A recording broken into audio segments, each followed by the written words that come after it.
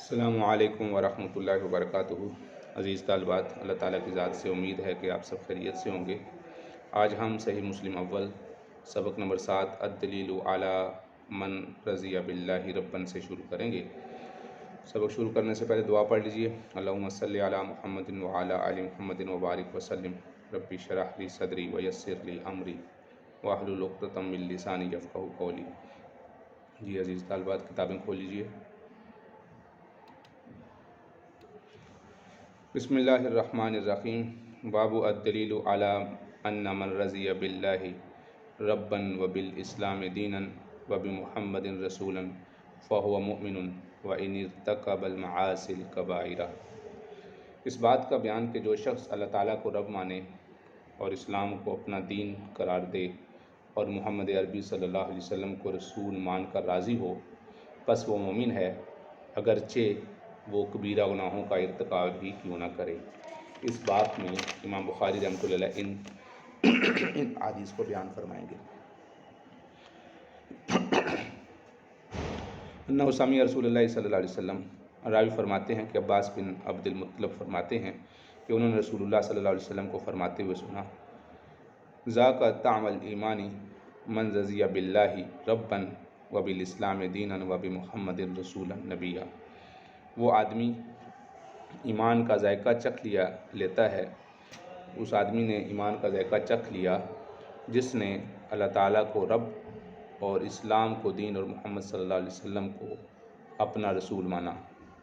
راضی ہونے کا مطلب یہ ہے کہ وہ اس بات پر قناعت اختیار کرے، دل کے اطمینان کے ساتھ سارے احکامات کو سنے اور شکر کرے اور زبان سے کوئی کلمہ نہ کہے۔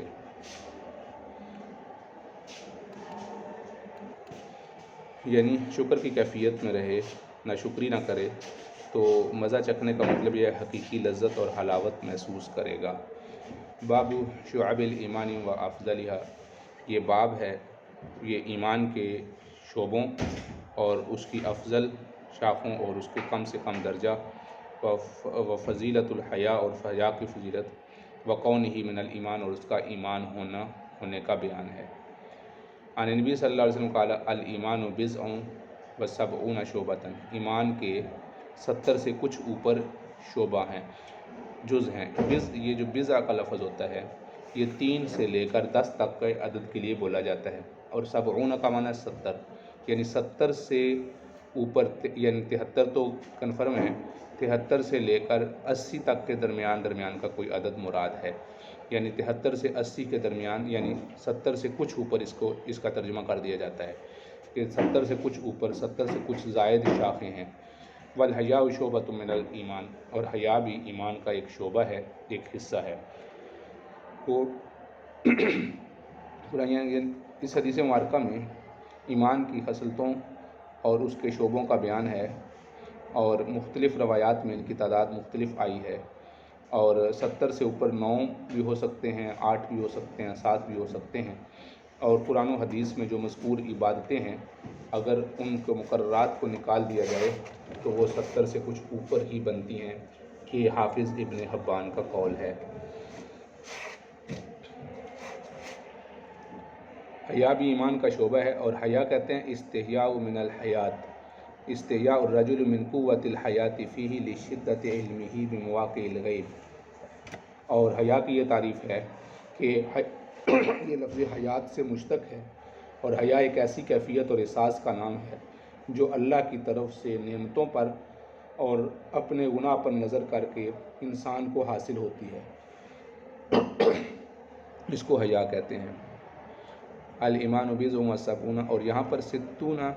شعبۃ، 60 شعبوں کا ذکر بھی کیا گیا ہے، اس میں افضل لا الہ الا اللہ ہے، اور اس سے سب سے ادنا درجہ تکلیف دہ چیز کو، اذا کہتے ہیں تکلیف دہ چیز کو رستے سے ہٹانا ہے، اماطۃ الاذی، تکلیف دہ چیز کو رستے سے ہٹانا ہے۔ والحیاء شعبۃ من الایمان، اور حیا بھی ایمان کا ایک شعبہ ہے۔ اب یہاں ایک اشکال ہوتا ہے کہ جب ان شعبوں میں حیا کا شعبہ آ گیا تھا تو پھر اس جگہ پر حیا کو علیحدہ ذکر کیوں کیا گیا؟ تو اس کا جواب یہ ہے کہ اس کی اہمیت اور خصوصیت کی بنیاد پر اس کو علیحدہ ذکر کیا گیا، جیسے کہ اعلیٰ درجے کو بھی ذکر کیا گیا لا الہ الا اللہ، ادنا کو بھی ذکر کیا گیا، اور پھر اہم کو بھی ذکر کیا گیا، اس لیے کہ جب انسان میں حیا نہ رہے تو پھر جو مرضی کرتا رہے، اس کو کسی چیز کی پرواہ نہیں ہوتی۔ الحیاء من الایمان، حیا بھی ایمان کا حصہ ہے۔ مر برجل من الانصار یعظ اخاہ، ایک آدمی اپنے انصاری بھائی سے پاس سے گزرا تو وہ اس کو حیا کی وصیت کر رہا تھا۔ تو یہ حدیث یہاں مختصر ہے، ورنہ آگے طویل حدیث میں آپ نے فرمایا کہ چھوڑ دو اس کو۔ حیا جس وقت انسان میں ہوگی تو انسان اس کا آگے کچھ حصہ اس میں ہے کہ الحیات لا یاتی الا بخیر، الحیاء لا یاتی الا بخیر، حیا خیر کے علاوہ کسی چیز کو نہیں لاتی، خیر ہی، حیا کے ذریعے سے خیر ہی وجود میں آتی ہے۔ فرمایا الحیاء خیر کلہ، یا راوی کو فرمایا الحیاء کلہ خیر، یہاں راوی کو شک ہے کہ آپ صلی اللہ علیہ وسلم نے کلہ کا لفظ خیر سے پہلے بولا ہے یا بعد میں بولا ہے، باقی روایت وہی ہے، یہ بھی ساری صرف سند کا فرق ہے۔ باب جامع اوصاف الاسلام، اسلام کے جامع ترین اوصاف کا بیان۔ جامع کہتے ہیں جس کے الفاظ کم ہوں اور مفہوم اور مطلب زیادہ ہو۔ تو یہاں پر راوی کہتے ہیں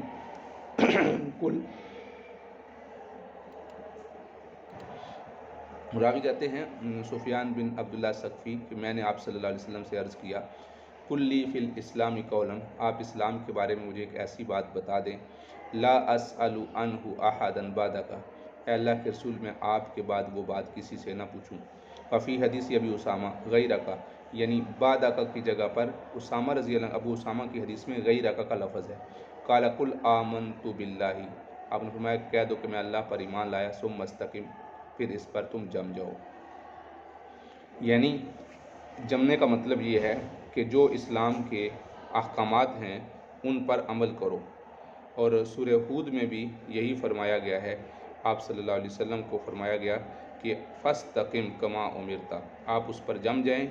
جس کا آپ کو حکم دیا گیا ہے۔ تو اسی سے استقامت ہے، جو احکامات آپ کو حکم دیے گئے ہیں، جو احکامات آپ کی طرف متوجہ ہیں ان پر آپ جم جائیں۔ باب بیان تفاضل الاسلامی و ای امورہ افضل، یہ بیان ہے ایمان کی فضیلت، اسلام کی فضیلت، اور اس بات کا بیان کہ اسلام میں کون سے کام افضل ہیں۔ ان رجلا سأل رسول اللہ صلی اللہ علیہ وسلم، ایک آدمی نے آپ علیہ السلام سے پوچھا، ای الاسلام خیر، کون سا اسلام بہتر ہے؟ تو آپ نے فرمایا تطعم الطعام، کھانا کھلاؤ، وتقرأ السلام، اور تم سلام کہو، علی من عرفت و من لم تعرف، اس شخص کو اسلام کرو جس کو تم جانتے ہو، اور اس شخص کو بھی کرو جس کو تم نہیں جانتے۔ تو مطلب یہ ہے کہ ہر آدمی، ہر مسلمان کو اسلام کرنا چاہیے، خواہ اس سے تمہارا تعارف ہے یا نہیں ہے، یہ اسلام سب سے بہتر ہے۔ ان رجل سأل رسول اللہ صلی اللہ علیہ وسلم ای المسلمین خیر، کون سے مسلمان سب سے بہتر ہیں؟ تو آپ نے فرمایا من سلم المسلمون من لسانہ و یدہ، وہ مسلمان جس کے زبان سے اور ہاتھوں سے دوسرے مسلمان محفوظ رہیں۔ اب یہاں پر آپ ایک چیز غور کریں گے کہ آپ صلی اللہ علیہ وسلم کا لوگوں کا سوال آپ صلی اللہ علیہ وسلم سے ایک ہی ہوگا، لیکن آپ صلی اللہ علیہ وسلم کے ان کے لیے جو جواب ہوں گے وہ مختلف ہوں گے۔ اب کون کون سے جواب ہوں گے اس کا بیان، تو کسی جگہ پر آپ نے فرمایا وہ آدمی جو غصے کو ضبط کرتا ہے، کسی کو آپ نے فرمایا کھانا کھلانے والا مسلمان افضل ہوتا ہے۔ اس کی وجہ یہ ہے کہ جیسے ہی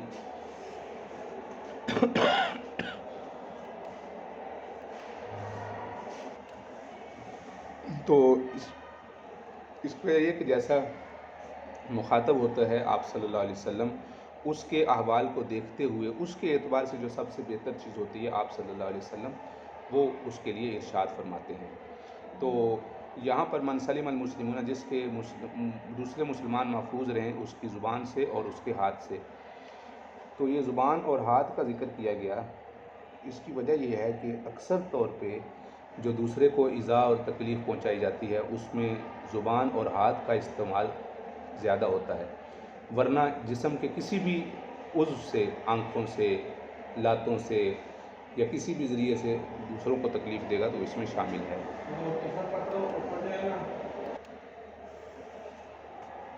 فرمایا اگلی روایت میں بھی ہے المسلم من سلم المسلمون من لسانہ و یدہ، ای الاسلام افضل من سلم المسلمون من لسانہ، ای المسلمین افضل، کون سے مسلمان سب سے بہتر ہیں؟ تو ساری روایات میں ایک ہی معنی بیان کیا گیا، صرف سندیں فرق ہے، سندوں کا فرق ہے۔ باب بیان خصال من اتصف بہن وجد حلاوت الایمان، ان خصلتوں کا اور ان اوصاف کا بیان کہ جو آدمی ان اوصاف کو اپنا لے گا تو وہ ایمان کی حلاوت محسوس کرے گا، ایمان کی تازگی، اس کا مزہ، اس کی رضامندی اور اس کے اندر لذت محسوس کرے گا، جو اللہ رب العزت کے احکامات بجا لانے پر تکالیف اور مجاہدات میں آئیں گے۔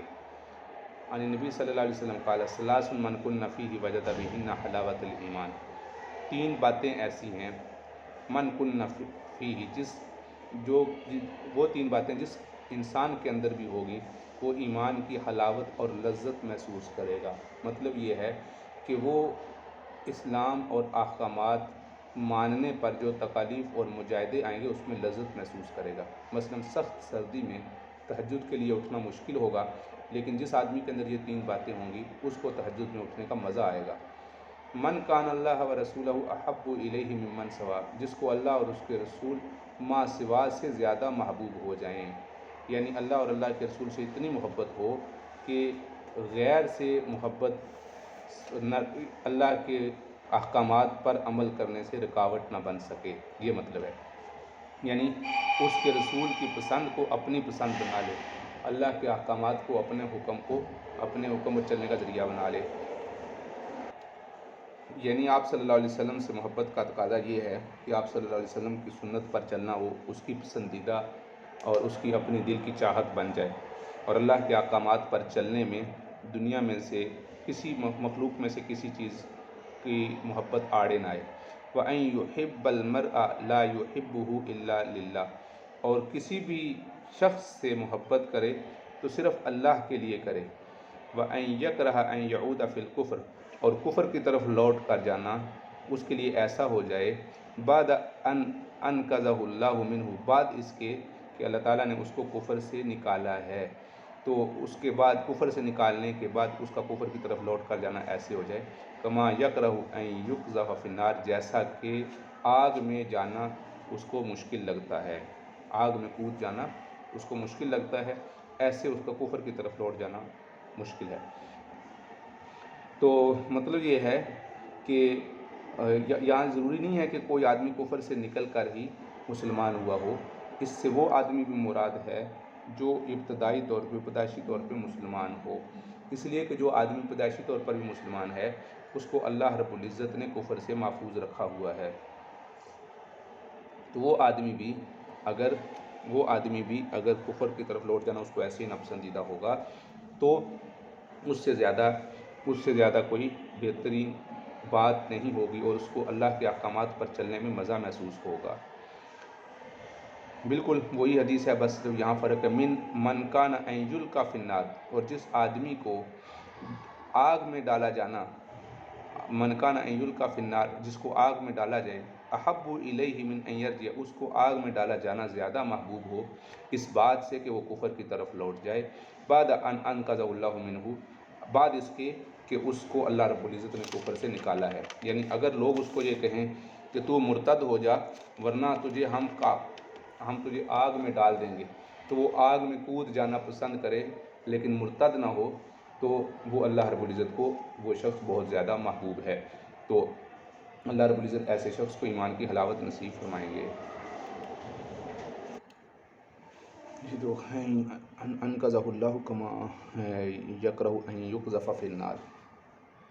تو اس روایت میں صرف یہ ہے کہ آگ کی طرف لوٹ جانا، بلکہ اس میں صرف اس بات کا بھی اضافہ ہے کہ ان یرجع یہودین او نصرانین، کہ وہ یہودی ہو جائے یا نصرانی ہو جائے، باقی اہل کتاب کا ذکر اوپر گزر چکا ہے۔ باب وجوب محبت رسول اللہ صلی اللہ علیہ وسلم اکثر من الاہل والولد، یہاں سے اس بات کا بیان چل رہا ہے وجوب محبت، کہ مومن وہی ہے جسے رسول اللہ صلی اللہ علیہ وسلم سے محبت اپنے گھر والوں کی نسبت اور اپنی اولاد کی نسبت اور تمام لوگوں کی نسبت محبت زیادہ ہو، و اطلاق عدم الایمان علی من لا یحب هذه المحبہ، اور اس شخص پر ایمان کا عدم اطلاق یعنی اس کا ایمان نہیں ہے جو اللہ اور اللہ کے رسول سے محبت نہیں رکھتا، اس متعلق امام مسلم رحمۃ اللہ علیہ یہاں احادیث ذکر کریں گے۔ قال لا يؤمن عبد وفي حدیث عبد الوارث الرجل حتى اكون احب الیہ من اہلہ، کہ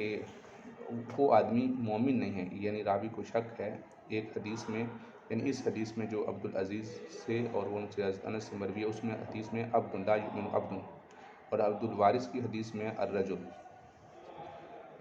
یعنی دونوں الفاظ مختلف روایات میں آئے ہیں کہ حتیٰ اکون احب الیہ، یہاں تک کہ میں اس کو محبوب ہو جاؤں اس کے گھر والوں، اس کے مال اور تمام لوگوں کی نسبت۔ یہاں محبت سے مراد محبت طبعی ہے اور غیر اختیاری محبت مراد نہیں ہے، طبعی اور غیر اختیاری، بلکہ اس سے اختیاری محبت مراد ہے، یعنی آپ علیہ السلام کی اطاعت کو ہر چیز پر قصداً اور اختیاراً اس کو مقدم رکھے، اور اللہ کا حکم ماننے کو اپنے والدین، دوست، احباب اور دیگر ان کی ناراضگی کا اگر وہ اظہار بھی کریں تو اللہ کے حکم ماننے میں اس کی رکاوٹ کا اظہار کریں تو وہ رکاوٹ بنے تو وہ نہ رکے، اور اللہ کے حکم اور آپ صلی اللہ علیہ وسلم کی اطاعت کو نہ چھوڑے، اس لیے کہ وہ جو انسان مخلوق کی محبت میں اللہ کو ناراض کرتا ہے تو وہ عنقریب اللہ مخلوق کے دل میں اس کی نفرت بھر دیں گے، لہٰذا نہ خالق ملا اور نہ مخلوق ملی، اس لیے کبھی بھی مخلوق کو راضی کرنے کے لیے اللہ کی نافرمانی نہیں کرنی چاہیے۔ لا یؤمن احدکم حتی اکون احب الیہ من ولدہ ووالدہ والناس اجمعین، یہاں پر اولاد اور والد ان دو رشتوں کو ذکر اس لیے کیا کہ عمومی طور پر انسان اللہ کی نافرمانی انہی دو رشتوں کی محبت میں آ کر کرتا ہے، اس لیے ذکر ان کو خصوصی طور پہ کیا، ورنہ مراد یہ ہے کہ کسی بھی انسان کی وجہ سے اللہ رب العزت کے احکامات کو چھوڑے گا تو وہ گنہگار ہوگا۔ باب الدلیل علی ان من خصال الایمان، یہاں سے امام بخاری رحمۃ اللہ علیہ بیان فرما رہے ہیں کہ اس بات کی دلیل کہ ایمان کی خصلت یہ ہے، اس کی ایمان کے خصائل میں سے ایک بات یہ بھی ہے ان یحب لاخیہ المسلم، کہ آدمی اپنے بھائی مسلمان بھائی کے لیے وہی چیز پسند کرے، اور بریکٹ میں لکھا ہے پڑوسی، اور پڑوسی کے لیے بھی، کیونکہ ایک روایت میں پڑوسی کا بھی ذکر آ رہا ہے، ما یحب لنفسہ من الخیر، وہ چیزیں جو خیر میں سے اپنے لیے پسند کرتا ہے۔ قال لا یؤمن احدکم، آپ نے فرمایا کہ لا یؤمن احدکم، تم میں سے کوئی آدمی ایمان والا نہیں ہو سکتا، حتی یحب لاخیہ، یہاں تک کہ وہ آدمی اپنے لیے پسند کرے جو اپنے بھائی کے لیے پسند کرتا ہے، او قال لجارہ، یا اپنے پڑوسی کے لیے ما یحب لنفسہ، جو راوی کو شک ہے کہ آپ نے اخی کا لفظ فرمایا یا لجارہ کا لفظ فرمایا، ما یحب لنفسہ، جو اپنی ذات کے لیے پسند کرتا ہے۔ قال والذی نفسی بیدہ، اس ذات کی قسم جس کے قبضے میں میری جان ہے، لا یؤمن عبد حتی یحب لجارہ او قال لاخیہ ما یحب لنفسہ۔ باب بیان تحریم ایذاء الجار، پڑوسی کو تکلیف دینے کی حرمت کا بیان۔ لا يدخل الجنۃ من لا یأمن جارہ بوائقہ، بوائق تکالیف اور ناپسندیدگیوں کو کہتے ہیں، جس کا پڑوسی اس کے بوائق مصیبتوں اور شر و فساد سے مطمئن نہیں ہے، وہ جنت میں داخل نہیں ہوگا۔ اب اس حدیث میں فرمایا کہ لا يدخل الجنہ، جنت میں داخل نہیں ہوگا، حالانکہ انسان اپنے پڑوسی کو تکلیف دینے کی وجہ سے کافر نہیں ہوتا، تو پھر جنت میں داخل نہ ہونے کا کیا مطلب ہے؟ اس کا مطلب، اس کے دو مطلب ہو سکتے ہیں۔ ایک مطلب تو یہ ہے کہ اولی والا میں، جس وقت بغیر حساب کتاب کے جو لوگ جنت میں جائیں گے، اور جو لوگ جہنم میں نہیں جائیں گے اور اپنے گناہوں کی سزا بھگتنے کے لیے، تو ان میں یہ آدمی جنت میں جانے والوں میں شمار نہیں ہوگا۔ دوسرا مطلب یہ ہے کہ اپنے ہمسائے کو تکلیف پہنچانا چونکہ فعل حرام ہے، اور جو اس حرام فعل کو حلال سمجھے تو یہ کفر ہے، تو اگر اس نے ایسا کفر کیا تو پھر بھی جنت میں نہیں جائے گا۔ باب الحث علی اکرام الجار، یہ بیان ہے پڑوسی کو کے اکرام کرنے پر، والضیف اور مہمان کے، اور لزوم الصمت الا عن الخیر، اور پڑوسی کے اکرام پر، اور صمت کہتے ہیں خاموشی، اور خاموشی کو لازم پکڑنا مگر خیر کی بات کے لیے، یعنی اگر بولے تو خیری کی بات بولے ورنہ خاموش رہے۔ وقون ذالک کلہ من الایمان، اور ان سب کا ایمان میں سے ہونا اس کا بیان ہے۔ من کان یؤمن باللہ والیوم الآخر، اس چیز کا بیان کہ جو آدمی اللہ اور اللہ کے آخرت کے دن پر ایمان لائے اس کو چاہیے کہ فلیقل خیرا، کو خیر کی بات کہے، اور لیصمت، یا خاموش رہے۔ ومن کان یؤمن باللہ والیوم الآخر، اور جو اللہ پر اور آخرت پر ایمان لائے، فلیکرم جارہ، ومن کان یؤمن باللہ والیوم الآخر فلیکرم ضیفہ،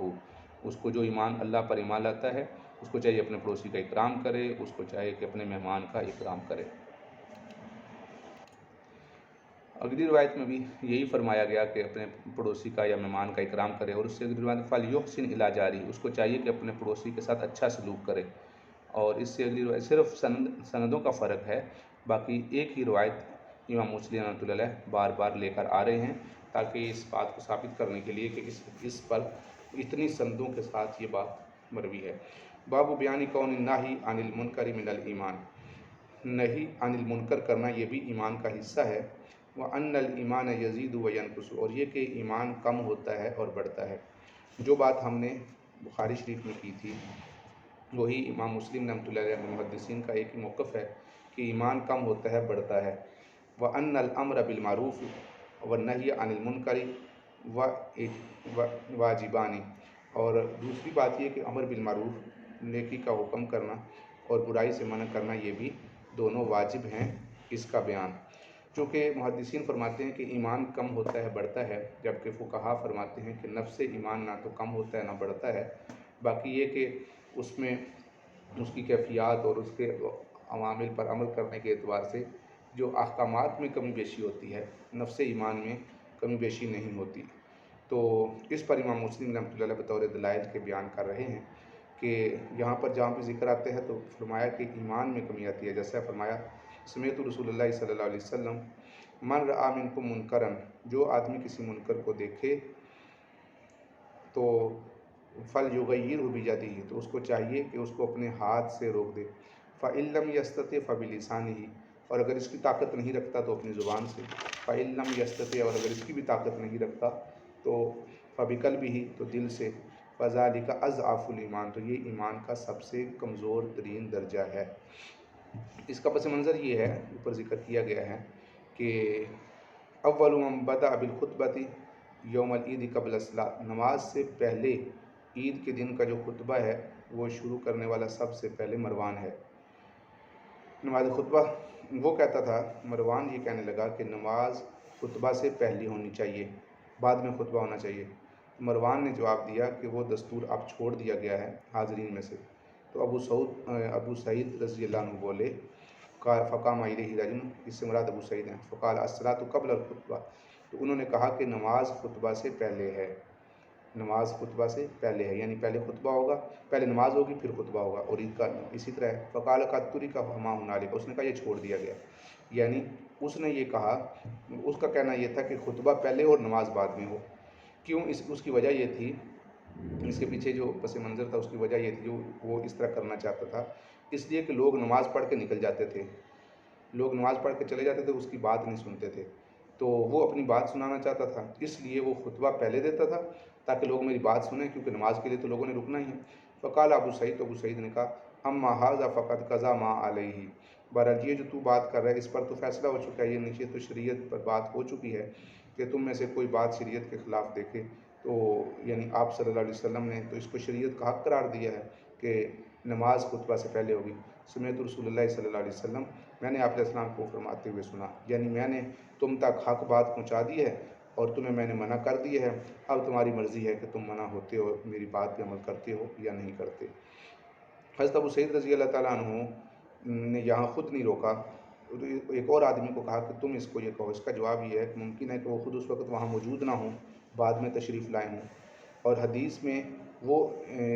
اور حضرات نے یہ حدیث جس میں امر بالمعروف اور نہی عن المنکر کا ذکر ہے، اس میں انہوں نے اس حدیث پر عمل کیا ہے۔ پہلا درجہ یہ کہ انسان کو ہاتھ سے روکنا چاہیے، دوسرا درجہ یہ ہے کہ زبان سے منع کرنا چاہیے، اور تیسرا درجہ دل سے برا سمجھنا چاہیے۔ دل سے برا سمجھنے کا مطلب یہ ہے کہ انسان ان تدابیر کو سوچے کہ میں اس کے لیے کیا عمل کر سکتا ہوں کہ جس کی وجہ سے میں اس منکر کو روک سکتا ہوں، اور یہ ایمان کا کمزور ترین درجہ ہے۔ اگلی روایت یہ دوسری سند کے ساتھ بمثل حدیث شعبہ و سفیان، دوسری روایت بھی بالکل اسی طرح ہے۔ اگلی روایت ہے حضرت عبداللہ بن مسعود رضی اللہ عنہ سے ان رسول اللہ صلی اللہ علیہ وسلم قال، یا آپ علیہ السلام نے فرمایا ما من نبی بعثہ اللہ فی امتی، کوئی بھی نبی ایسا نہیں ہے جس کو اللہ تعالیٰ نے امت میں بھیجا ہو، من قبلی، میرے سے پہلے، الا کان لہ من امتی حواریون، مگر یہ کہ اس کی امت میں ان کے حواری اور صحابی ہیں۔ حواری بھی جو ساتھ دینے والے ہیں ان کو کہتے ہیں۔ یاخذون بسنتی، وہ جو اس کے حواری ہیں، جو ان پر ایمان لانے والے لوگ ہیں، وہ اپنے نبی کی سنت پر عمل کرتے ہیں۔ وَيَقْتَدُونَ بِأَمْرِهِ، اور ان کے حکم کی اقتداء کرتے ہیں اپنے نبی کی۔ ثُمَّ أَنَّهَا تَخْلُفُ مِن بَعْدِهِمْ، پھر اس کے بعد میں کچھ ایسے لوگ پیدا ہوتے ہیں، خلوفن، یعنی ان کے بعد آنے، تخلف خلوفن یعنی ان کے بعد ایسے مخالفین پیدا ہوتے ہیں کہ یقولون ما لا یفعلون، وہ ایسی باتیں کہتے ہیں یفعلون جو وہ کرتے نہیں، ویفعلون ما لا یؤمرون، اور ایسے کام کرتے ہیں جن کا ان کو حکم نہیں دیا گیا ہوتا، یعنی کہتے کچھ ہیں کرتے کچھ ہیں، اور جو کرتے ہیں وہ ان کو حکم نہیں دیا گیا ہوتا۔ فمن جاہدہم بیدہ، لہذا جس نے ان کے ساتھ اپنے ہاتھ سے جہاد کیا وہ مومن ہے۔ ومن جاہد بلسانہ، اور جس نے اپنی زبان سے جہاد کیا وہ بھی مومن ہے۔ من جاہد بقلبہ، اور جس نے اپنے قلب سے، دل سے جہاد کیا وہ بھی مومن ہے۔ فلیس وراء ذلک من الایمان حبۃ خردل، اور اس کے بعد یعنی رائی کے دانے کے برابر بھی ایمان کا درجہ نہیں ہے۔ اور اگلی حدیث ہے حضرت ابن مسعود رضی اللہ عنہ سے، یہی حدیث ہے، دوسری سند کے ساتھ مروی ہے۔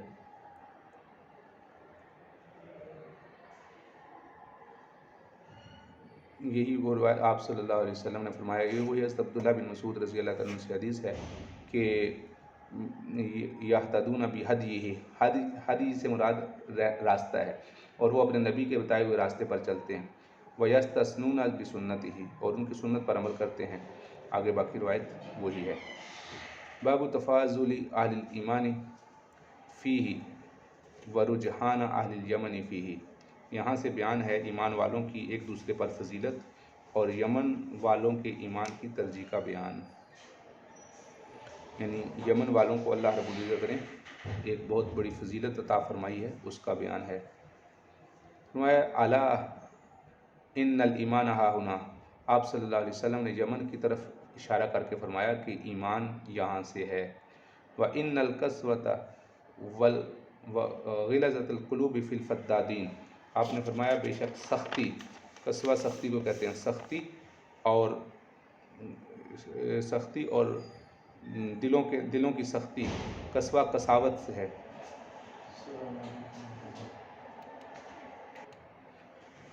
قسوہ قساوت قلبی کو کہتے ہیں، قساوت قلبی جسے سخت مزاجی کہہ سکتے ہیں۔ وغلظۃ القلوب، اور دلوں کی سختی، فی الفدادین، اونٹ چرانے والوں میں ہے۔ عند اصول اذناب الابل، اور جو اذناب اونٹوں کی دم کو کہتے ہیں، اور اونٹوں کی دم کے پیچھے پیچھے ہانکتے چلے جاتے ہیں۔ یہاں سے آپ نے فرمایا کہ حیث یطلع القرن شیطان، قرنا یہ تثنیہ کا صیغہ ہے، نون اضافت کی وجہ سے گر گیا، شیطان کے دو سینگوں کے درمیان سے جہاں سے سورج طلوع ہوتا ہے، فی ربیعۃ و مضر، وہ مضر اور ربیعہ کے قبیلوں میں ہے۔ یہ ربیعہ اور مضر جن کا وہ پیچھے بھی ذکر گزرا تھا، جہاں پر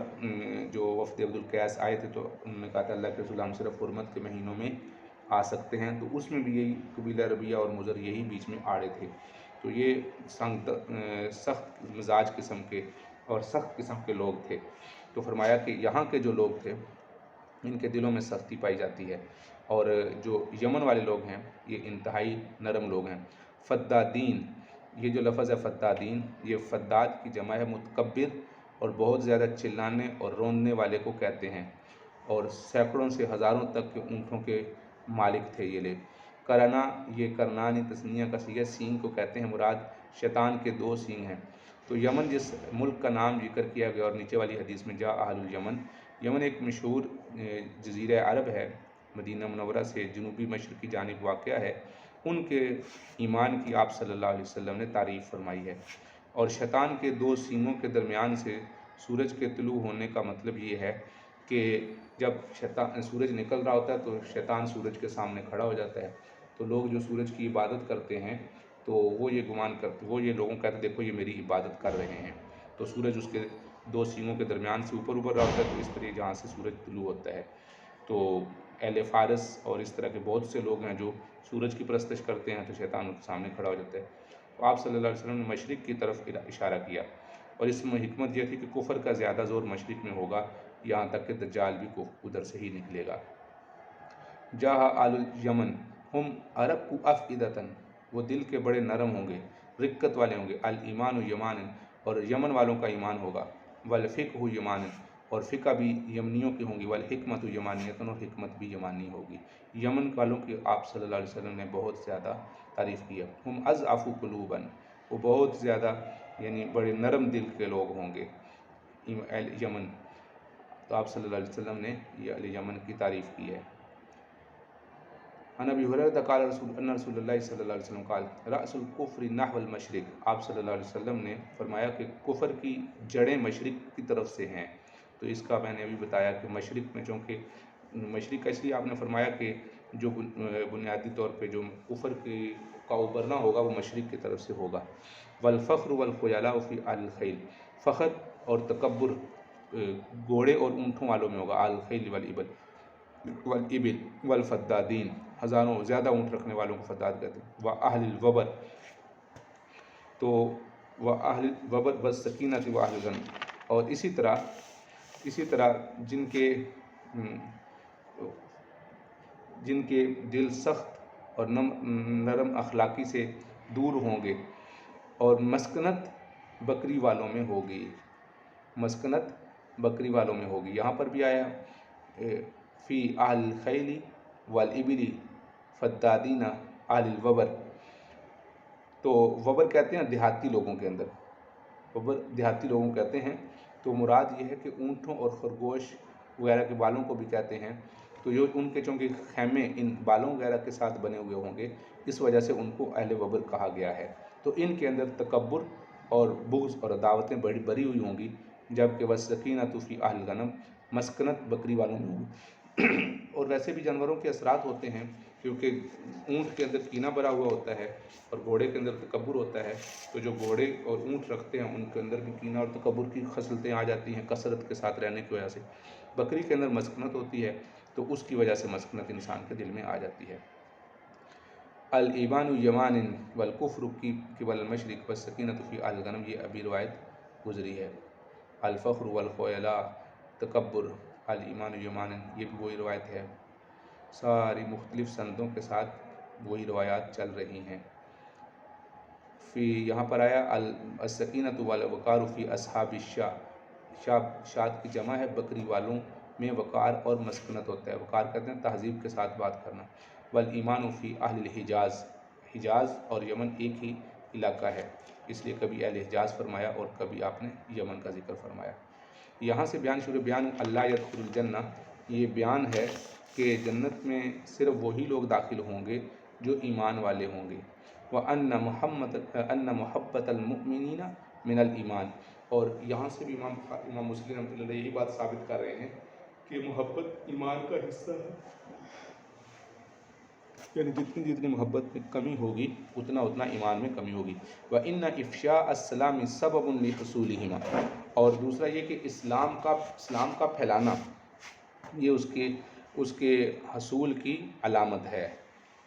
قال رسول اللہ صلی اللہ علیہ وسلم لا يدخلون الجنۃ حتى تؤمنوا، تم لوگ جنت میں داخل نہیں ہو سکتے یہاں تک کہ ایمان لے آؤ، ولا تؤمنوا حتى تحابوا، اور تم ایمان والے نہیں ہو سکتے جب تک تم آپس میں محبت نہ کرو۔ اولا ادلکم علی شیء اذا فعلتموه تحاببتم، کیا میں تمہیں ایسی بات کی رہنمائی نہ کروں، ادلکم رہنمائی نہ کروں، اذا فعلتموه جب تم یہ کر لو تو تم آپس میں محبت کرنے لگو، افشوا السلام سلام پھیلاؤ، بینکم آپس میں، والذی نفسی بیدہ اس ذات کی قسم جس کے قبضے میں میری جان ہے، لا تدخلون الجنۃ حتی تؤمنوا، تم لوگ جنت میں داخل نہیں ہو سکتے یہاں تک کہ تم ایمان لے آؤ۔ باب بیان ان الدین نصیحۃ، یہ بیان ہے اس بات میں کہ دین نصیحت ہے، دین سراسر نصیحت ہے، یہ اس بات کا بیان ہے۔ تو اس اوپر والی روایت میں گزرا کہ ایمان تم اس وقت تک نہیں لا سکتے، اس کا مطلب ہے کہ تم کامل ایمان والے نہیں ہو سکتے جس وقت تک کہ تمہارے اندر یہ مذکورہ اوصاف نہ آ جائیں۔ اور یہ جو اوپر میں روایت میں ہے کہ تمہیں جس وقت تک کہ افشوا السلام بینکم، کیا میں تمہیں ایسی چیز نہ بتاؤں کہ تم اگر کر لو تو تم آپس میں محبت کرنے لگ پڑو؟ صحابہ نے کہا جی بتائیے، تمہیں افشوا السلام بینکم، آپس میں سلامتی پھیلاؤ۔ ان الدین نصیحت، دین نصیحت ہے۔ آپ صلی اللہ علیہ وسلم نے فرمایا الدین نصیحت، دین نصیحت ہے۔ نصیحت کا معنی ہے خیر خواہی، دین جو ہے خیر خواہی ہی خیر خواہی ہے، بلائی ہی بلائی ہے۔ صحابہ نے پوچھا اللہ کے رسول کس کے لیے؟ فرمایا للہ، اللہ کے لیے، ولی رسول ہی، اور اس کے رسول کے لیے، ولی ائمۃ المسلمین، اور مسلمانوں کے اماموں کے لیے، وعامتہم، اور عام مسلمانوں کے لیے۔ اب دین نصیحت ہے اللہ کے لیے، اس کا کیا مطلب ہے؟ اس کا مطلب یہ ہے کہ اللہ کے لیے نصیحت ہے، یعنی اللہ پر ایمان لایا جائے، اس کے ساتھ کسی کو شریک نہ کیا جائے، اللہ کو اپنی تمام صفات کے ساتھ مانا جائے اور اس پر ایمان رکھا جائے۔ والی کتاب ہی، اور اس کی کتاب پر ایمان لانے کا مطلب یہ ہے، اس کے نصیحت کا مطلب یہ ہے کہ اس پر ایمان رکھا جائے، اللہ کا کلام سمجھا جائے اور اس کے احکامات پر عمل کیا جائے، تحریف اور تعویل سے گریز کیا جائے اور تبدیلی سے اس کے احکامات کو چھوڑنے سے بچا جائے۔ لرسول ہی، اس کے رسول کی نصیحت کا مطلب یہ ہے کہ دین جو آپ صلی اللہ علیہ وسلم لے کر آئے ہیں اس پر راضی رہے، آپ صلی اللہ علیہ وسلم کی اطاعت کرے، نافرمانی سے بچے اور آپ صلی اللہ علیہ وسلم کے آخری نبی ہونے پر یقین رکھے۔ آپ علیہ السلام نے جن باتوں کا حکم دیا ان پر عمل کرے، جن کو منع کیا ان سے رکے۔ اور ائمۃ المسلمین سے مراد یہ ہے کہ جو اللہ رب العزت کی طرف سے حاکم بنتے ہیں، ان لوگوں کو چاہیے کہ اللہ کی فرمانبرداری میں رہیں، اللہ کی بغاوت اور سرکشی سے بچیں۔ اور عامتہم، یعنی عام مسلمانوں کے لیے نصیحت کا مطلب یہ ہے کہ مسلمانوں کے حقوق ادا کریں، ایک دوسرے کے لیے خیر خواہی کا ذریعہ بنیں، ان کو تکالیف نہ دیں، ان کے عیبوں پر پردہ ڈالیں، بچوں پر شفقت کریں، بڑوں کا ادب کریں۔ حضرت تمیم داری رضی اللہ تعالیٰ سے بھی اسی طرح کی حدیث مروی ہے۔ حضرت ابو تمیم داری رضی اللہ تعالیٰ سے دوسری روایت مروی ہے۔ اگلی روایت عن جریر قال بایعت رسول اللہ صلی اللہ علیہ وسلم علی اقامۃ الصلاۃ و ایتاء الزکوٰۃ والنصح لکل مسلم، ہر مسلمان کے لیے خیر خواہی کا جذبہ رکھنے پر بھی میں نے آپ صلی اللہ علیہ وسلم کے ہاتھ پر بیعت کی ہے۔ علی نصح کل مسلم، آپ صلی اللہ علیہ وسلم کے لیے، ہر مسلمان کے لیے خیر خواہی اور بلائی کے لیے۔ علی السمع والطاعۃ، آپ صلی اللہ علیہ وسلم سے بات سنیں گے، اس پر عمل کریں گے، اس کا بیان ہے، اور ہم نے اس پر بھی آپ صلی اللہ علیہ وسلم سے بیعت کی ہے۔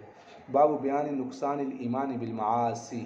گناہوں کی وجہ سے ایمان میں نقصان ہے، جس کو امام مسلم رحمۃ اللہ علیہ بیان کرنا چاہتے ہیں کہ جو آدمی اصل میں یعنی ایمان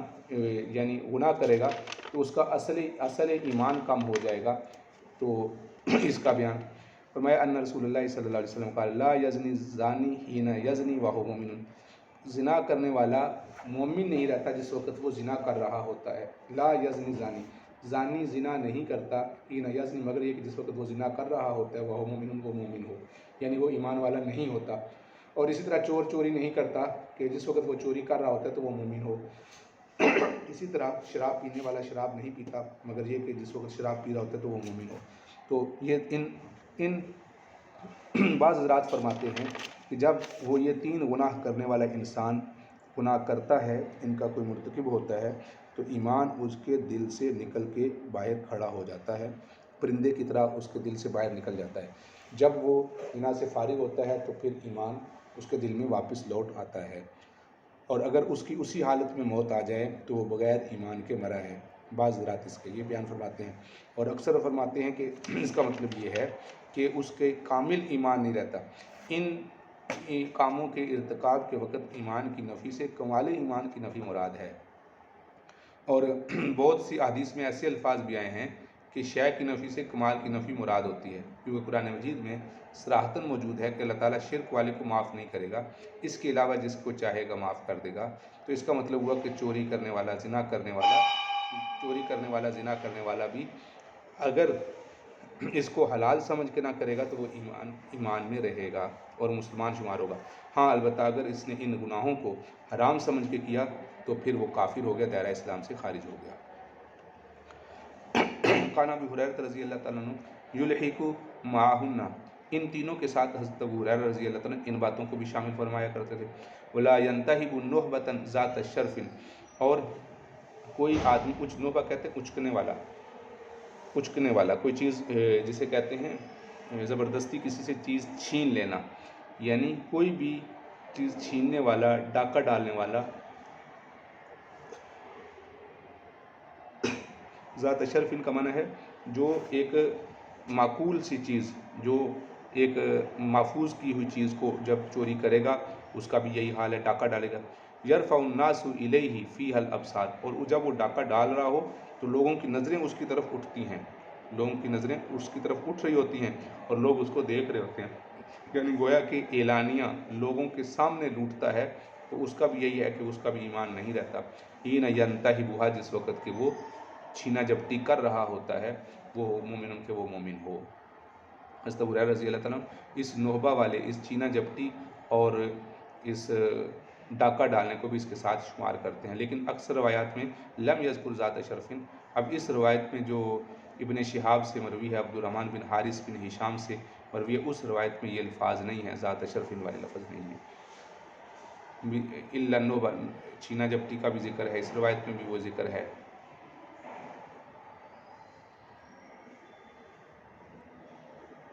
یہ بھی عن امام بن عن ابی ہریرہ عن نبی صلی اللہ علیہ وسلم، آگے ان سے وہی حدیث مروی ہے۔ یرفع الناس الیہ فیہا ابصارھا، تو یعنی مطلب یہ کہ لوگوں کی جس وقت وہ غارت گری کر رہا ہوتا ہے اور لوگوں کا امن پامال کر رہا ہوتا ہے، تمام اعمال سے مسلمانوں کی توجہ ہٹ جاتی ہے۔ اس اعتبار سے یہ ایک بہت بڑا گناہ ہے کہ لوگوں کی آنکھیں اس کو دیکھ رہی ہوتی ہیں۔ حین ینتہب، اس وقت وہ مومن نہیں ہوتا۔ لا یغل احدکم، اب اس روایت میں ایک اور بھی اضافہ ہے کہ کوئی بھی آدمی غلول یعنی مال غنیمت میں خیانت نہیں کرتا، حین یغل، مگر یہ کہ جس وقت وہ خیانت کرتا ہے کہ وہ ایمان والا ہو۔ فَإِيَّاكُمْ، لہٰذا تم اس سے بچو۔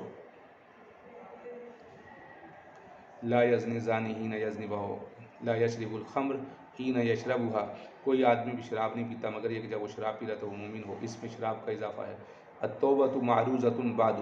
اور اس کے بعد توبہ کا دروازہ اس کے لیے کھلا رہتا ہے، یعنی مذکورہ گناہوں کا ارتکاب کر لینے کے بعد بھی اگر انسان سچی توبہ کر لے تو اللہ رب العزت اس کے اس گناہ کو معاف کر لیتے ہیں۔ ہاں البتہ اگر کوئی چیز ایسی ہے جو قضا اس کے ذمہ ضروری ہے، جو نمازیں چھوڑی ہوئی ہیں تو وہ قضا اس کے ذمہ لازمی رہتی ہیں۔ اگر کسی سے کوئی مال چھینا ہوا ہے تو وہ اس کو تک پہنچانا ضروری ہوتا ہے۔ باقی تمام گناہ ایسے ہیں کہ اگر گناہوں پہ معافی مانگے گا تو اللہ رب العزت اس کو معاف کر دیں گے۔ باب بیان خصال المنافق، منافق کی خصلتوں کا بیان۔ منافق کے اندر کچھ علامتیں ہیں، اگر وہ علامتیں مسلمان کے اندر بھی آنا شروع ہو جائیں تو یہ خطرے کی بات ہے۔ قال رسول اللہ صلی اللہ علیہ وسلم اربع من کن فیہ کان منافقا خالصا، چار باتیں ایسی ہیں کہ جس بھی مسلمان کے اندر آ جائیں وہ پکا منافق ہے۔ من کانت فی خلۃ منہن کانت فی خلۃ من نفاق، اور جس آدمی ان میں سے ایک خصلت ہو، ایک عادت ہو اس میں سے، تو اس میں سے گویا کہ نفاق کی ایک عادت ہے، حتیٰ یدعھا، یہاں تک کہ وہ اس کو چھوڑ دے۔ وہ کون سی ہے؟ اذا حدث کذب، جب بات کرے تو جھوٹ بولے، واذا عاہد غدر، جب وعدہ کرے تو غدر کرے۔ عاہد کا مطلب معاہدہ کرنا، وعدہ اور معاہدہ میں فرق یہ ہوتا ہے کہ معاہدہ جان بین سے ہوتا ہے اور وعدہ ایک طرف سے ہوتا ہے۔ مثلا اگر میں کسی سے پیسے لے لوں تو میں کہوں کہ میں آپ کو فلاں تاریخ کو دے دوں گا تو یہ وعدہ ہوگا، اور معاہدہ یہ ہوتا ہے کہ دونوں ایک وقت پہ طے کریں کہ ہم میری اور آپ کی کل فلاں ٹائم میں میٹنگ ہے، تو دوسرا کہے جی ٹھیک ہے انشاءاللہ ہم اس وقت میٹنگ کر لیتے ہیں، دونوں کی مشورے سے ایک بات طے ہو گئی تو یہ معاہدہ ہو گیا۔ دونوں کے درمیان اگر کچھ بات چیت طے ہوئی ہے اس کو معاہدہ کہتے ہیں، اور ایک جانب سے کچھ بات طے ہوئی ہے تو اس کو وعدہ کہتے ہیں۔ تو لہٰذا معاہدے کے لیے جو لفظ استعمال ہوتا ہے اس کے لیے غدر کا لفظ استعمال ہوتا ہے، یعنی غدر کرنا، اس معاہدے کے پاس نہ رکھنا۔ اور وعدہ کے لیے جب لفظ استعمال ہوتا ہے تو اس کے لیے توڑنے کے لیے عربی میں لفظ آتا ہے اخلفا، وعدہ خلافی کرنا۔ وَإِذَا خَاصَمَ فَجَرَ، اور جب گالیاں دیتا ہے تو، جب لڑائی کرتا ہے تو گالیاں بکتا ہے۔ یہ چار نشانیاں منافق کی ہیں۔ بات کرتا ہے جھوٹ بولتا ہے، معاہدہ کرتا ہے تو اس معاہدے کو توڑ دیتا ہے، غدر کرتا ہے، اور اس کو غدر بھی کہہ سکتے ہیں، غداری بھی کہہ سکتے ہیں، غداری کا لفظ بھی اسی سے ہے۔ اور جب وعدہ کرتا ہے تو وعدہ خلافی کرتا ہے، بعض جگہ پر امانت میں خیانت کرتا ہے، یہ بھی ہے۔ تو یہ ساری منافقوں کی نشانیاں ہیں، کیونکہ یہ سارے کام آپ صلی اللہ علیہ وسلم کے زمانے میں منافق کیا کرتے تھے۔ منافق کا لفظ نفقہ سے ہے، نفق کہتے ہیں زیر زمین راستے کو، چھپے ہوئے پوشیدہ راستے کو، اور ظاہری بات ہے ان لوگوں کی بھی زیر زمین سرگرمیاں ساری مسلمانوں کے خلاف ہوتی ہیں، اسی وجہ سے اس کو منافق کہتے ہیں کہ مسلمانوں کے خلاف چلتا ہے۔ اور جس کے اندر ایک خصلت ہوگی، مثلا جھوٹ بولے گا، تو گویا کہ منافق کی نشانیوں میں سے اس کے اندر ایک خصلت پائی گئی ہے۔ آیت المنافق ثلاث،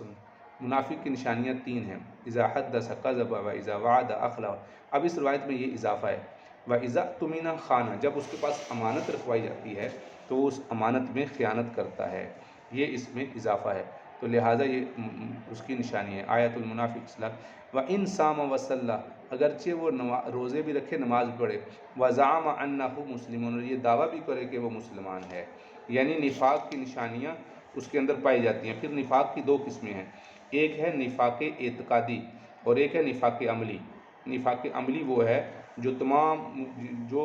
وہ تمام مسلمان شامل ہوتے ہیں، جس میں مذکورہ عادات پختہ ہو جاتی ہیں، یعنی جو جھوٹ بولتا ہے، جو وعدہ خلافی کرتا ہے، اور جو غدر کرتا ہے، جو امانت میں خیانت کرتا ہے، یہ ساری منافقوں کی نشانیاں ہیں۔ تو یہ ہو گیا نفاق عملی، یعنی عمل کے اعتبار سے منافقوں کے مشابہ ہیں۔ دوسرا ہے نفاق اعتقادی، اس سے مراد وہ منافق ہیں جو آپ صلی اللہ علیہ وسلم کے زمانے میں منافق تھے کہ آپ صلی اللہ علیہ وسلم کو بذریعہ وحی ان کے نفاق کی اطلاع دے دی گئی تھی، اور دوسرا یہ کہ وہ آپ صلی اللہ علیہ وسلم کو زبان سے تو کہتے تھے کہ ہم آپ کی بات کا اقرار کرتے ہیں، لیکن دل سے آپ صلی اللہ علیہ وسلم کے ساتھ نہیں تھے۔ تو اگرچہ وہ مسلمان ہونے کا دعویٰ بھی کریں، تو جو منافق اعتقادی ہیں وہ تو پکے منافق ہیں، اور جو منافق عملی ہیں ان کو چاہیے کہ ان کو چھوڑ کے ایمان پکے مسلمان ہو جائیں۔ باب بیان حال الایمان من قال لاخیہ المسلم یا کافر، اس شخص کے ایمان کا یا اس شخص کے اسلام کا بیان جو اپنے مسلمان بھائی کو کہے اے کافر۔ اذا کفر الرجل اخاہ، جب کوئی اپنے بھائی مسلمان کو کوئی آدمی کافر کہتا ہے، کفر کی طرف منسوب کرتا ہے، فقد باء بها اخذہما، تو بس اس کی یہ بات لوٹ کر آئے گی بھی، یا یہ بات جو اس نے کہا نا یا کافر، ان دونوں میں سے کسی ایک پر، جو بھی اپنے بھائی کو کہتا ہے اے کافر، تو ان دونوں میں سے ایک پر یہ بات پڑے گی۔ اس کا مطلب یہ ہے کہ اگر وہ واقعی ایمان والا ہے تو پھر تو لازم بات ہے کہ وہ کافر نہیں ہے، تو پھر یہ بات اس نے ایمان والے کو کافر کہا تو خود کافر ہو گیا، یا کہنے والا کافر ہوگا یا جس کو کہا ہے وہ کافر ہوگا۔ قال رسول اللہ صلی اللہ علیہ وسلم ایما امرئ قال لاخیہ، جس بھی شخص نے اپنے بھائی سے کہا یا کافر، اے کافر، قد باء احدہما، تو یہ بات ان دونوں میں سے کسی ایک کی طرف لوٹ کے آئے گی۔ ان کان کما قال، یا تو ویسے ہی ہوگا جیسے اس نے کہا، یعنی جس کو اس نے کافر کہا وہ کافر ہے، ورنہ اگر کافر نہیں ہے، اللہ کا مطلب ورنہ اگر وہ کافر نہیں ہے، رجعت علیہ، یہ بات اس کی طرف لوٹ آئے گی۔ باب بیان حال الایمان من رغب عن ابیہ وهو یعلم، یہ بیان ہے اس شخص کا بیان ہے جو من رغب عن ابی، جو اپنے والد سے اعراض کرے۔ یہ میں نے پچھلے چند اسباق پہلے بتایا تھا، جو لفظ رغبہ ہے، رغبہ یرغب، جب ان کے ساتھ آتا ہے تو اس کا مطلب ہوتا ہے اعراض کرنا، انکار کرنا، اور جب لام کے ساتھ آتا ہے تو اس کا معنی ہوتا ہے رغبت کرنا، اس کی طرف بڑھنا۔ تو حالانکہ وَهُوَ يَعْلَمُ، حالانکہ وہ جانتا ہے کہ جس کو میں کہہ رہا ہوں یہ میرا والد نہیں ہے، وہ والد ہے، اس کا بیان۔ لَيْسَ مِن رَجُلٍ ادعى لغیر ابیہ، وہ آدمی جو دعویٰ کرتا ہے اپنے غیر والد کے لیے، وَهُوَ يَعْلَمُ، حالانکہ وہ جانتا ہے، ادعا یعنی کسی غیر والد کو والد پکارتا ہے، اس کو اپنا باپ نہیں ہے، اس کو کہتا ہے یہ میرا باپ ہے، حالانکہ وہ جانتا ہے یہ میرا باپ نہیں ہے، الا کفر، تو مگر یہ کہ اس نے کفر کیا۔ ومن ادعا ما لیس لہ فلیس منا، اور جس شخص نے یہ دعویٰ کیا، ادعا کا مطلب ہے یہاں پر دعویٰ کرنا، اور جس شخص نے یہ دعویٰ کیا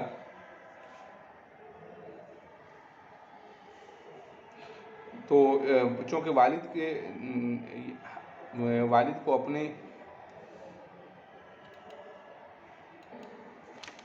ومن ادعا ما لیس لہ، اور جس آدمی نے یہ دعویٰ کیا ایسی بات کا جس کا وہ جو اس نے نہیں کیا، جو اس میں نہیں ہے، فلیس منا، تو وہ ہم میں سے نہیں ہے۔ تو جس نے ایسا کیا فلیتبوأ مقعدہ من النار، تو وہ اپنا ٹھکانہ دوزخ میں بنا لے۔ ومن دعا رجلا بالکفر، اور جس آدمی نے جس نے کسی کو کافر کہا، کافر کہہ کر پکارا، او قال عدو اللہ، یا کہا کہ او اللہ کے دشمن، ولیس کذالک، اور وہ ایسا نہیں ہے، یعنی یہ جس کو کہہ رہا ہے کہ او اللہ کے دشمن، اور حالانکہ وہ ایسا نہیں ہے، تو الا حار علیہ، تو مگر یہ کلمہ اسی پر لوٹ آئے گا۔ تو اس کا مطلب یہ ہے کہ ابھی گزرا کہ اگر اس نے حلال سمجھ کر یہ کام کیا، یعنی قصدن اور حلال سمجھتے ہوئے کس نے اپنی نسبت غیر باپ کی طرف کی، اس نے کسی اور کو کہا کہ یہ میرے والد ہیں، تو اس کو حلال سمجھ کیا، وہ تو پھر کافر ہو گیا۔ دوسرا مطلب کفر کا یہ ہے کہ لغوی مطلب ہے کہ اس نے ناشکری کی۔ کفر کا ایک معنی ہوتا ہے انکار کرنا، ناشکری کرنا، تو اس نے کفر کیا یعنی اس نے ناشکری کی، جس والد نے جو والد اس کی دنیا میں آنے کا ذریعہ بنا ہے اسی کا انکار کر رہا ہے، یہ ناشکری کر رہا ہے۔ اور یہی حال ہے جھوٹا دعویٰ کرنے کا، کہ جو آدمی جھوٹا دعویٰ کرتا ہے کہ یہ چیز میری ہے حالانکہ اس کی نہیں تھی، تو اس طرح وہ بھی ہم میں سے نہیں ہے۔ اور اسی طرح جو آدمی کسی کو کافر کہتا ہے تو وہ دونوں میں سے کسی ایک پر یہ بات لوٹ آئے گی۔ انہ سمع ابا ہریرہ یقول ان رسول اللہ صلی اللہ علیہ وسلم قال لا ترغبوا عن آبائکم، تم اپنے آباء و اجداد سے، اپنے والدین سے اعراض نہ کرو۔ فمن رغب عن ابی، جو آدمی اپنے والد سے اعراض کرے گا فهو کفر، تو وہ کفر ہے۔ یہ وہی روایت ہے جو بھی گزری، من ادعا ابا فی الاسلام غیر ابیہ، جس مسلمان، فی الاسلام کا مطلب مسلمان نے، جس مسلمان نے کسی والد کے لیے ادعا کا معنی دعویٰ کیا، پکارا، اس کو والد کہا، غیر ابی، حالانکہ اس کا والد نہیں تھا، تو یعلم انہ غیر ابی، اور وہ یہ جانتا بھی تھا کہ وہ یہ میرا والد نہیں ہے، فالجنۃ علیہ حرام، اس پر جنت حرام ہے۔ جنت حرام ہونے کے دو ہی مطلب بتائے گئے ہیں، یا تو یہ ہے کہ وہ دخول اولی حرام ہے، یا اگر اس نے حلال سمجھ کے کیا ہے تو پھر کفر اور کافر ہونے کی وجہ سے مستقل طور پہ جنت اس پہ حرام ہے۔ سباب المسلمی فسوق، مسلمانوں کو گالیاں دینا یہ فسق ہے، اور قتالہ کفر، اور ان کو قتل کرنا کفر ہے۔ تو عزیز طلبہ، مجھے امید ہے کہ یہاں تک آپ کو سبق سمجھ آ چکا ہوگا۔ باب بیان معنی قول نبی صلی اللہ علیہ وسلم لا ترجعوا بعدی کفارا ویضرب بعضکم رقاب بعض، کہ تم لوگ میرے بعد کافر نہ ہو جانا کہ ایک دوسرے کی گردنیں مارنا شروع کر دو۔ آپ صلی اللہ علیہ وسلم نے حجۃ الوداع کے موقع پر فرمایا تھا استنصت الناس، آپ نے فرمایا کہ لوگوں نے جب آپ صلی اللہ علیہ وسلم کی طرف توجہ کی اور آپ صلی اللہ علیہ وسلم لوگوں کو خاموش کرا رہے تھے، تو فرمایا حجۃ الوداع کے موقع پر آپ نے حضرت جریر سے فرمایا کہ لوگوں کو خاموش کرواؤ۔ ثم قال، فرمایا لا ترجعوا بعدی کفارا، میرے بعد کافر نہ ہو جانا، یضرب بعضکم رقاب بعض، کہ ایک دوسرے کو کی گردنیں کاٹنا شروع کر دو۔ حجۃ الوداع یہ آپ صلی اللہ علیہ وسلم کا الوداعی حج تھا، ایک ہی حج تھا، وہاں شور سا پیدا ہو گیا تو آپ علیہ السلام نے لوگوں کو خاموش کروایا۔